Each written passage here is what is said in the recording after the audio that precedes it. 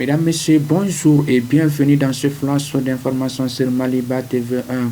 Le président de la transition, le général d'armée Assimi Goïta, était à Conakry ce samedi 17 janvier 2026 pour la cérémonie d'investiture de son homologue guinéen Mamadi Doumbouya. La cérémonie s'est déroulée au stade Lansana Conté de Conakry, ce qui marque l'entrée en fonction du premier président de la 5e République de Guinée.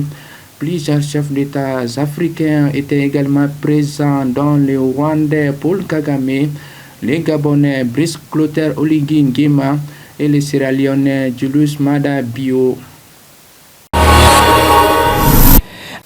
La sécurité, on en parle également dans ce flash d'informations. Les vecteurs aériens de l'AES ont neutralisé samedi dernier plusieurs terroristes dans le cercle d'Andira Boukane. Vendredi dernier également, les vecteurs aériens des forces armées maliennes ont effectué des frappes sur des groupes armés terroristes au nord-est de Saraferi, dans la région de Mopti. Ces opérations ont permis de neutraliser plusieurs terroristes. L'état-major général des armées appelle la population à plus de coopération dans la lutte contre le terrorisme.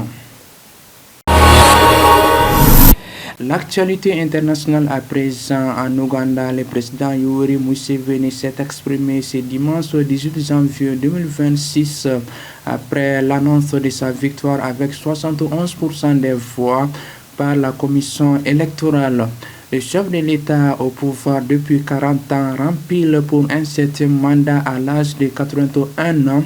Dans le même temps, l'opposition dénonce une élection truquée et une élection de mascarade. Direction l'Europe, en Espagne pour être précis, plus de 39 personnes ont été tuées dans un accident de train dimanche 18 janvier dans le sud du pays, selon un nouveau bilan confirmé par le ministère espagnol de l'Intérieur lors du déraillement d'un train qui est ensuite entré en collision avec un autre convoi, les faisant sortir des rails. Les lignes de train à grande vitesse sont suspendues jusqu'à aujourd'hui, c'est le 19 janvier 2026 entre Madrid et les autres villes du sud du pays.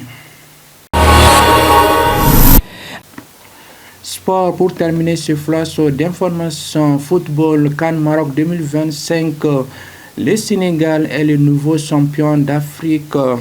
Les Lions de la Teranga ont disposé des Lions de l'Atlas du Maroc par le score d'un but à 0.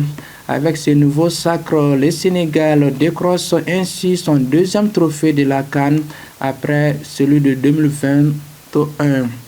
Voilà, c'est la fin de ce flash d'informations. Merci de l'avoir suivi. Excellent après-midi à vous tous.